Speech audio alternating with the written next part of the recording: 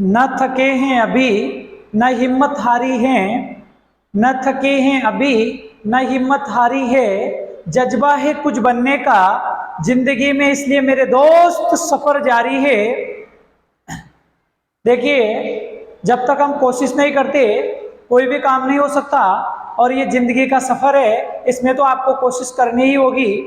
कहते हैं कि बुझी शमा भी जल सकती है, बुझी शमा भी जल सकती है, तूफान से कश्ती भी निकल सकती है। होके मायूस यूं ना अपने इरादे बदल मेरे दोस्त, होके मायूस यूं ना इरादे बदल मेरे दोस्त, तेरी किस्मत कभी भी बदल सकती है मेरे दोस्त, तेरी किस्मत कभी भी बदल सकती है। इसी के साथ आज हम शुरुआत करते हैं माहेश्वर सूत्र। देखिए, माहेश्वर सूत्र ऐसा टॉपिक है जो बोर्ड के प्रश्न पत्र में तो पूछा ही जाता है, साथ साथ सभी परीक्षाओं में, जो भी प्रतियोगी परीक्षाएं हैं सभी में पूछा जाता है। माहेश्वर सूत्र क्या होते हैं, माहेश्वर सूत्र कितने होते हैं, माहेश्वर सूत्र किसने दिए, माहेश्वर सूत्र जो है इनकी महत्ता क्या होती है, इन्हें अन्य किन किन नामों से जाना जाता है, इनके बारे में हम पढ़ते हैं। तो सुनिएगा, जनश्रुति है कि पाणिनि की लगातार शिव आराधना से प्रसन्न होकर भगवान शिव ने अपना डमरू बजाया, और डमरू बजाने से भगवान शंकर के डमरू बजाने से 14 सूत्र निकले, और कहते हैं कि नृतावसाने नटराज राजो ननाद डक्काम नव पंचवारम, उदर तु संकादि सिद्धान,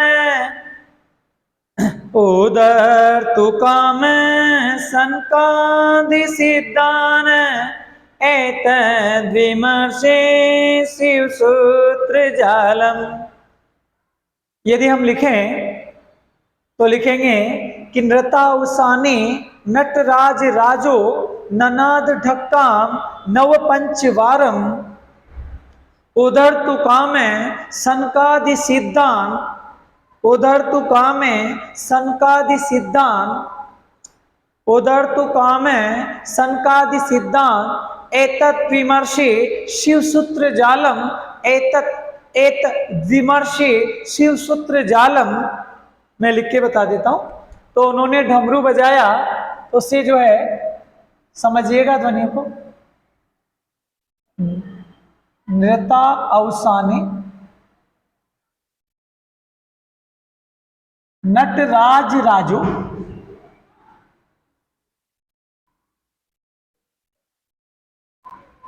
ननाद ढक्काम नव पंचवारम, नव पंचवारम का मतलब होता है 9 और 5 बार, 9 और 5, तो 9 और 5 कितने होते हैं, 14।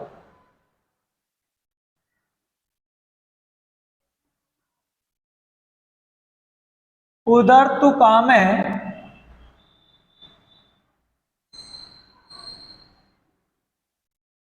संकादि सिद्धांत,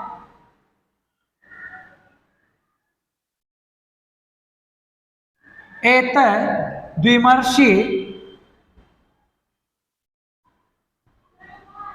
एतद्विमर्षि शिव सूत्र जालम,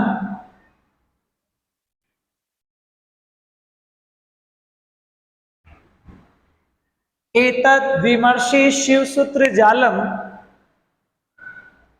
इन माहेश्वर सूत्र को शिव सूत्र जाल भी कहा जाता है। समझिएगा कि नटराज राजो भगवान शंकर ने ननाद ढक्काम अपने डमरू की जो अपना डमरू जो है नव पंचवारम 14 बार बजाया, नृत्य करते हुए, नृताउसाने नृत्य करते हुए, नृत्य के पश्चात तांडव नृत्य के बाद, नृताउसाने तांडव नृत्य के बाद भगवान शंकर ने अपना जो डमरू है वो कितने बार बजाया? 14 बार। और 14 बार बजाने से जो 14 सूत्र निकले उन्हें पाणिनि ने माहेश्वर सूत्र का नाम दिया। उन्हें जो पाणिनि ने है माहेश्वर सूत्र का नाम दिया। इसे समझिएगा कि नृतावसाने नटराज राजो ननद डकाम नव पंचवारम उदर तुका में सनकादि सिद्धान एक द्विमर्षे शिव सूत्र जालम। इसलिए जो है इन्हें माहेश्वर सूत्रों को शिव सूत्र जाल भी कहा जाता है। क्या कहा जाता है? शिव सूत्र जाल। अब आगे बढ़ते हैं, माहेश्वर सूत्र को लेते हैं और ये याद रखना कि पाणिनि की लगातार शिव आराधना से प्रसन्न होकर भगवान शंकर ने अपने डमरू को बजाया था और उसी से जो ध्वनियां निकली पाणिनि ने उन्हें संग्रहित कर माहेश्वर सूत्र का रूप दिया। तो शुरू करते हैं। कहते हैं कि माहेश्वर जो सूत्र हैं वही संस्कृत का आधार हैं, वही मुख्य बिंदु है, उसके बिना संस्कृत अधूरी है, वही रीढ़ है, वही सब कुछ है। तो करते हैं शुरू। इसको तो मिटा देते हैं। अब माहेश्वर सूत्र के बारे में जानकारी प्राप्त करते हैं। कौन कौन से माहेश्वर सूत्र हैं और हमें कैसे याद रखने हैं उसको समझिएगा। सबसे पहले हमको याद रखना है हम क्या पढ़ने जा रहे हैं। माहेश्वर सूत्र।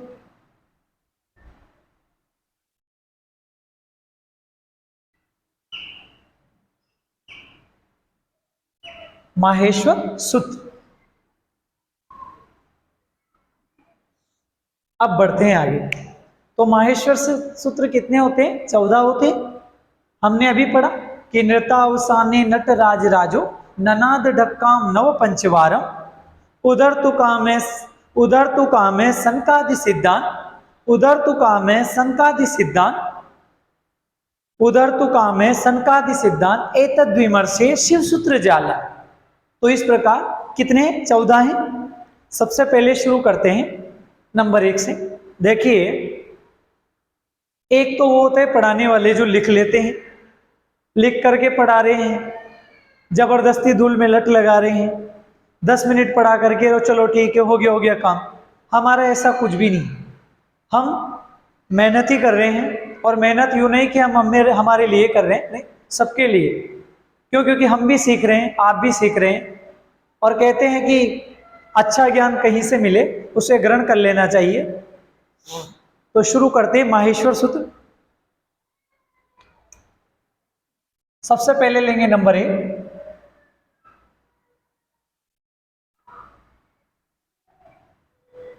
देखिए, अ ई उ ण। सबसे पहले लिखेंगे अ ई उ ण अ ई उ ण। इन्हें चाहिए आप तो इन्हें आपने वो आरती सुनी है ओम जय जगदीश हरे, उस हिसाब से भी इन्हें याद किया जा सकता है और इन्हें सामान्य रूप से भी याद किया जा सकता है। ऐसी कोई बड़ी बात नहीं। चाहे आप तो उस हिसाब से भी याद कर सकते हैं, वो मैं तरीका आपको बताऊंगा। पहले हम इन्हें समझते हैं। अ ई उ ण।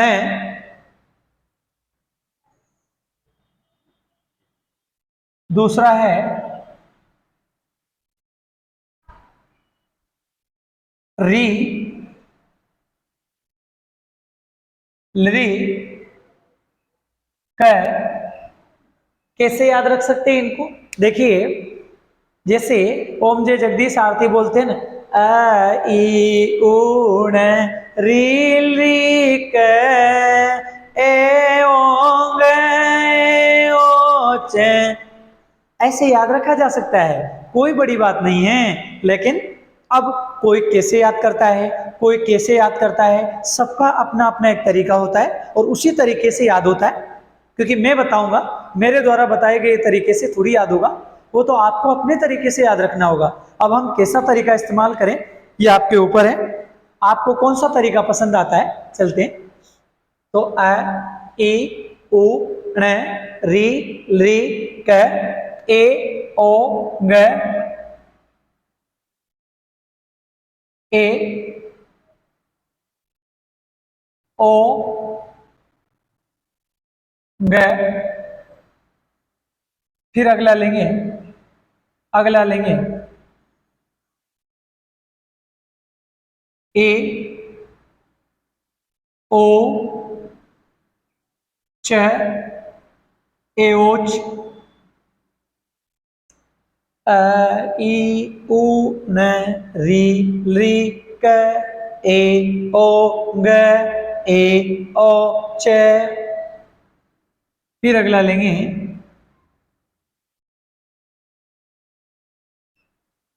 ह ह य व र ट, हयवरट। अब इन्हें कैसे याद रखा जा सकता है, अगर मैं मेरे तरीके से बताऊं तो कैसे कि अ ई ऊण री ली क, जैसे हम आरती गाते हैं ओम जय जगदीश हरे, ऐसे याद रखा जा सकता है। कैसे अ ई ऊण री ली क ए ओंग ए ओच हयवरट लण यमडण नम, तो याद रखा जा सकता है, इसमें कोई बड़ी बात नहीं। जैसे और देखते हैं, छठे नंबर पे आता है लण, ल अण, सातवें पे आता है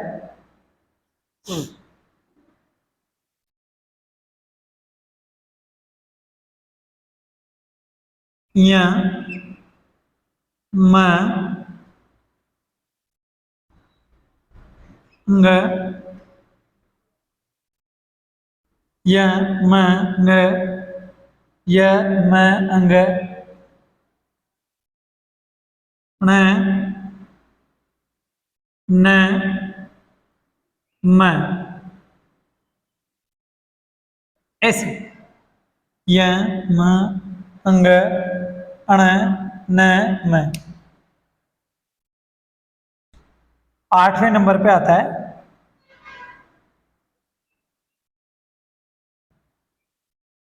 झ भ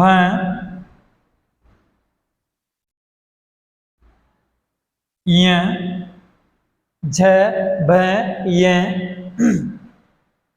नौवें नंबर पे आता है घ ड़ द स झ घ ड़ द स। 10वें पे आता है, 10वें पे आता है झ झ ब घ ड़ द द श झ भ ग ड़ द श। 11वें नंबर पे आता है क प, नहीं नहीं, 11वें नंबर पे आता है ख फ छ,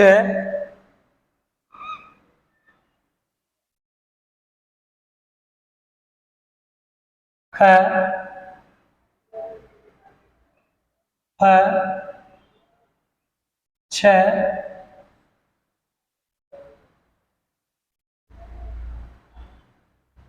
थ, थ, च, ट, त, व, ट, त, व। कोई बड़ी बात नहीं है, जैसे हमने याद रख रखा आप भी रख सकते हैं। ऐसा कोई बड़ा काम थोड़ी, सभी याद कर रहे हैं। जैसे पहले पूरा कर लेते हैं फिर बोल लेंगे ताकि समस्या भी नहीं हो। 12 पे लिख लेते हैं, अब 12 नंबर पे आएगा।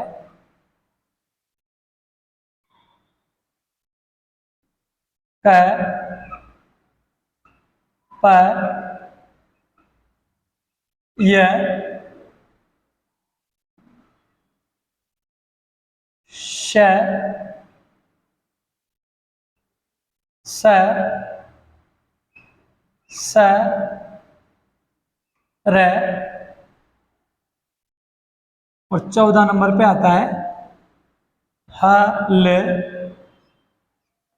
ह, ल। अब समझते हैं, देखिए अ ई उ न री लृ क ए ओंग ए ओ च ह य व र ट ल न य म न न न म ज ब य ग ड़ द स ज ब ग ड़ द श ख फ छ ठ थ छ ट त व क प य श स स र ह ल। अब इन्हें याद रखने की अगर करे बात तो ऐसे रखा जा सकता है, जैसे हम आरती बोलते ओम जय जगदीश हरे, ऐसे याद रख सकते हैं। जैसे अ ई उ न री लृ क ए ओ ड ए ओ च ह य व र ट ल ण य म ड ण न म जब य गड़ दस जब गड़ दस कप छट चट तब कप शसर हल। इस प्रकार माहेश्वर सूत्र की समाप्ति हो जाती है। वो तो सबका अपना अपना एक तरीका होता है, कोई कैसे याद रखे कोई कैसे याद रखे, ये अपने अपने अनुसार है। जैसे मैंने गा के बता दिया, कोई गा के नहीं बता रहा है, कोई गा के याद रखना नहीं चाहे तो सीधा याद रख सकता है। पर मेन काम है हम कैसे भी करें मगर याद करना है, कैसे भी करें मगर याद करना है, क्योंकि ये आधार है संस्कृत का। इसके बिना संस्कृत अधूरी है। क्यों? क्योंकि इसके बिना कुछ भी, इसलिए मैंने पहले कहा था ना, आपको एक सूत्र बताया कि नृतावसानी नटराज राजो ननादड़काम नव पंच वारम ओदर्तु कामे संकादि सिद्धान एतद्विमर्शे शिव सूत्र जालम। इस प्रकार वहीं से माहेश्वर सूत्र से ही इन 14 सूत्रों की जो है उत्पत्ति होती है, और इन 14 सूत्रों से ही पूरी संस्कृत की जो व्याकरण है वो इन्हीं पर टिकी है। जिन्हें संस्कृत के माहेश्वर सूत्र का ज्ञान नहीं है उन्हें संस्कृत की व्याकरण का ज्ञान नहीं है। अब आगे बढ़ते हैं। अब आपके मन में प्रश्न उठ रहा होगा, ये माहेश्वर सूत्र क्या काम आते हैं? भाई साहब, माहेश्वर सूत्रों के बिना मैं कह रहा हूं आपसे पूरी संस्कृत की व्याकरण अधूरी है। क्यों? सुनिएगा। ये जो आपको 4 दिख रहे हैं यहां से, ये चारों सूत्र देखिए, ये तो इत संज्ञक है, मैं बता देता हूं। माहेश्वर सूत्र का अंतिम वर्ण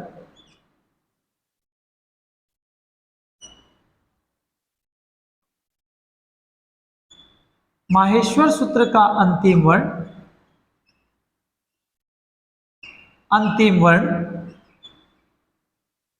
इत संज्ञक होता है।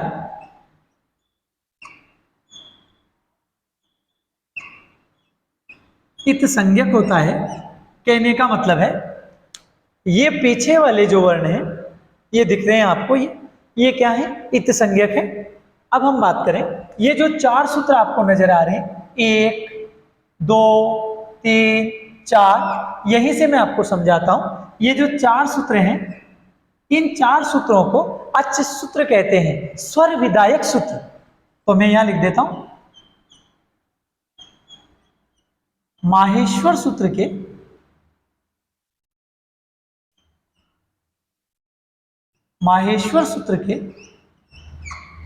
प्रथम 4 सूत्र,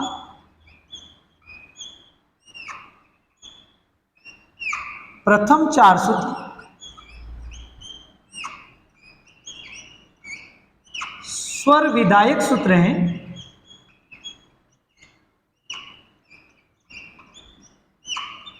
स्वर विधायक सूत्र हैं। माहेश्वर सूत्र के जो प्रथम 4 सूत्र हैं वो स्वर विधायक हैं। अब आपके मन में प्रश्न उठ रहा होगा, क्यों सर, ये बताइए स्वर कितने होते हैं, संस्कृत में स्वर कितने होते हैं? तो देखिए आप गिन लीजिएगा, 1 2, मैं गिनता हूं, 1 2 3 4 5 6 7 8 9। तो आप सीधा याद रखें कि अच मतलब स्वर, अच मतलब क्या होता है, स्वर। तो संस्कृत में स्वर कितने होते हैं, 9। इनकी संख्या कितनी होती है, 9। अब आगे बढ़ते हैं। अब 1 2 3 4 5 6 7 8 9 10 और अंतिम जो यहां लिख देते हैं, अंतिम 10 सूत्र, अंतिम 10 सूत्र व्यंजन विधायक है, व्यंजन विधायक सूत्र हैं।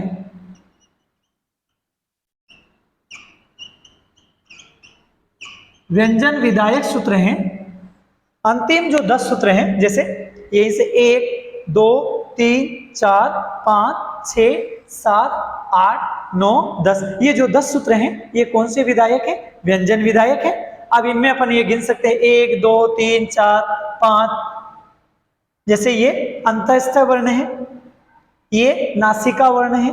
तो ऐसे कोई दिक्कत नहीं, चाहे तो इन्हें ऐसे गिन के लिखा जा सकता है, कोई समस्या नहीं। अब यहां देखें, यहां भी है आ रहा है ना, यहां भी है आ रहा है, और है कहां आ रहा है, यहां भी है और यहां भी है। तो है वर्ण माहेश्वर सूत्र में है वर्ण कितनी बार आता है, 2 बार।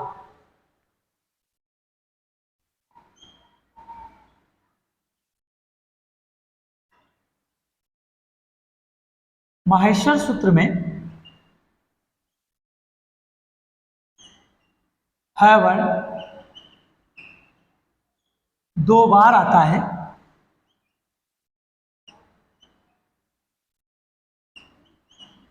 कितनी बार आता है, 2 बार आता है। कौन सा सूत्र, कौन सा है वर्ण, कौन सा वर्ण है वर्ण। और अंतिम वर्ण को क्या कहते हैं, इत संज्ञक।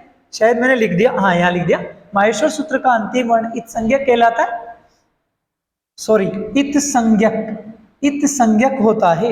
यहां थोड़ी सी समस्या रही, इत संज्ञक, इसको सही कर देते, इत संज्ञक, इत संज्ञक होता है।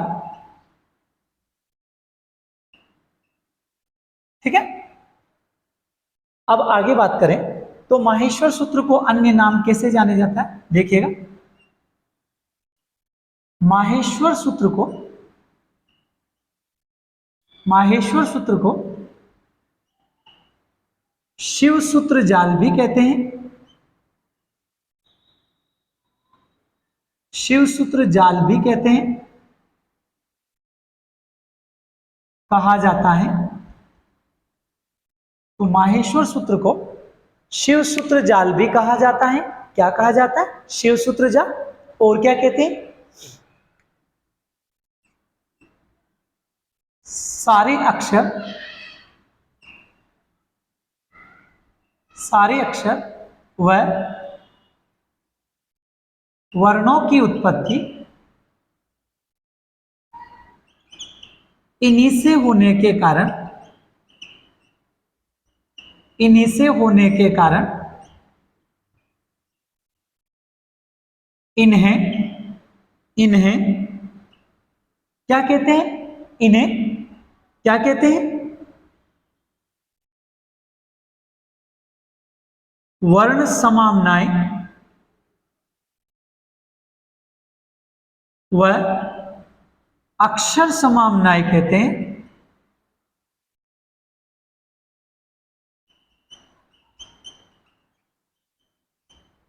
वर्ण समाम्नाय या अक्षर समाम्नाय कहते हैं सारे अक्षर व वर्णों की उत्पत्ति इन्हीं से होने के कारण इन्हें वर्ण समाम्नाय व अक्षर समाम्नाय कहते हैं। अब आपके मन में प्रश्न उठ रहा होगा, समाम्नाय क्या होता है, समाम्नाय किसे कहते हैं? तो सुनिएगा, समाम्नाय का तात्पर्य होता है वेद। समाम्नाय का जो अर्थ होता है वो होता है वेद से।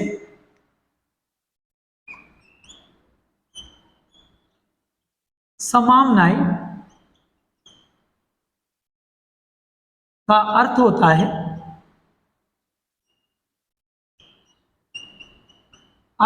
है वेद। वेद इसलिए इन्हें किन्हें, माहेश्वर सूत्र को, इसलिए इन्हें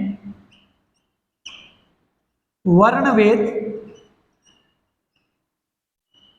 व अक्षरवेद भी कहा जाता है।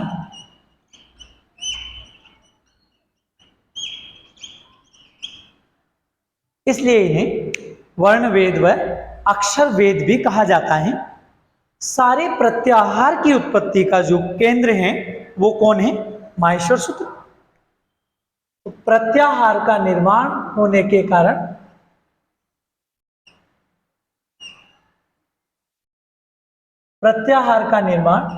इनसे होने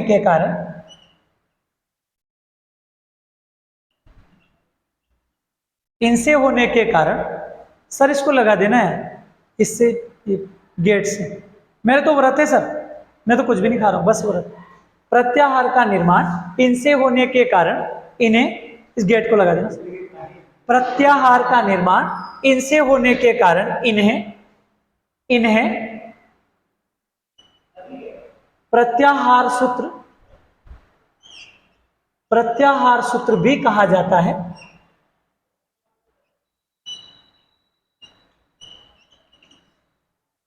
देखिए, बिना किसी फीस के, बिना कुछ करना है आपको, केवल अच्छे से समझना है। और इसमें वो चीजें हैं, मैं आपसे कह रहा हूं, इसमें वो सारी चीजें हैं, क्योंकि मैं भी मंजिल का मुसाफिर हूं, भटका हुआ सा। मैं भी रास्ता पाने के लिए मंजिल के पीछे पीछे दौड़ रहा हूं, इसीलिए मैं सारी कोशिशें कर रहा हूं।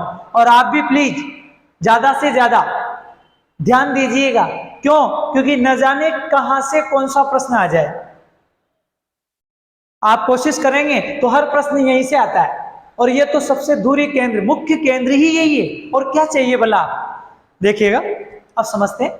माहेश्वर सूत्र हमने पढ़े कि अ ई ऊण रील री क ए ओ रे ओ च ह य व र ट लण यम डण नम जब य गड़ दस जब गड़ दश खप चटत चटत कप यश सर हल।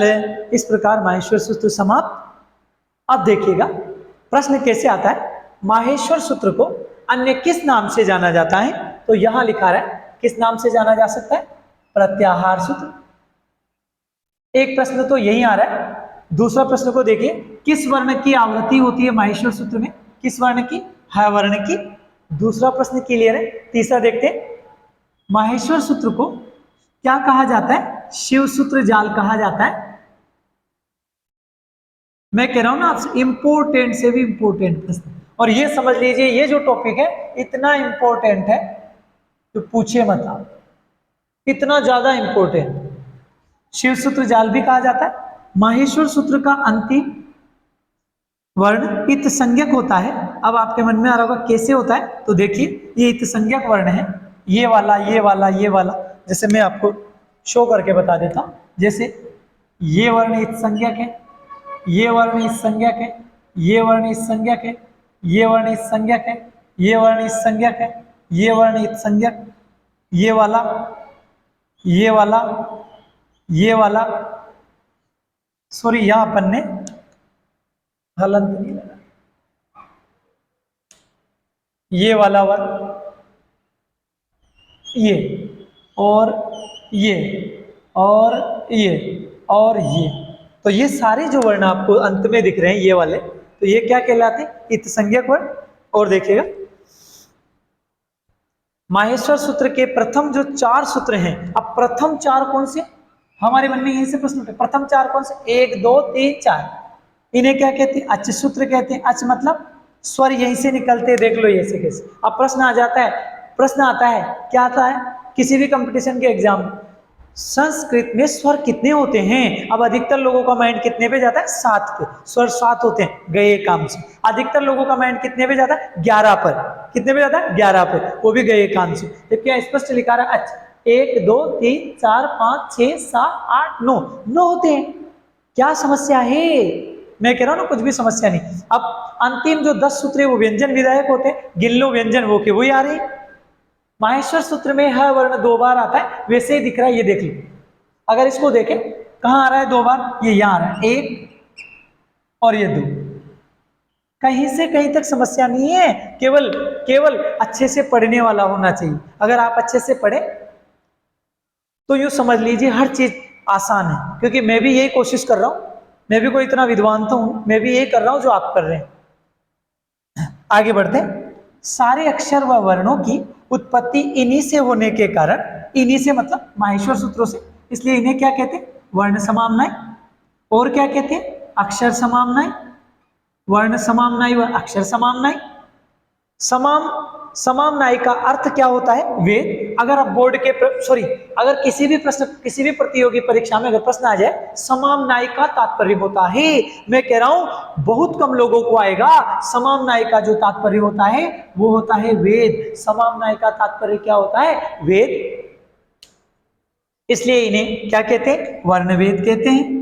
और इन्हें क्या कहते हैं? अक्षरवेद कहते हैं। और इन्हें क्या कहते हैं? शिव सूत्र जाल कहते हैं। और इन्हें क्या कहते हैं? प्रत्याहार सूत्र कहते हैं। और इन्हें क्या कहते हैं? माहेश्वर सूत्र कहते हैं। और इन्हें क्या कहते हैं? संस्कृत का आधार कहते हैं। और इन्हें क्या कहते हैं? संस्कृत की रीढ़ कहते हैं। और इन्हें क्या कहते हैं? व्याकरण की मुख्य केंद्र, व्याकरण का मुख्य केंद्र, क्योंकि व्याकरण इसके बिना अधूरी है।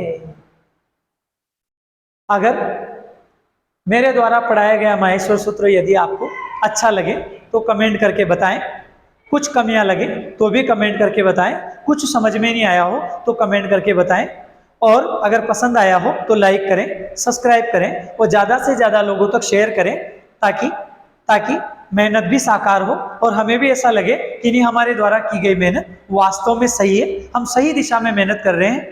तो धन्यवाद, मिलते हैं अगली कक्षा में।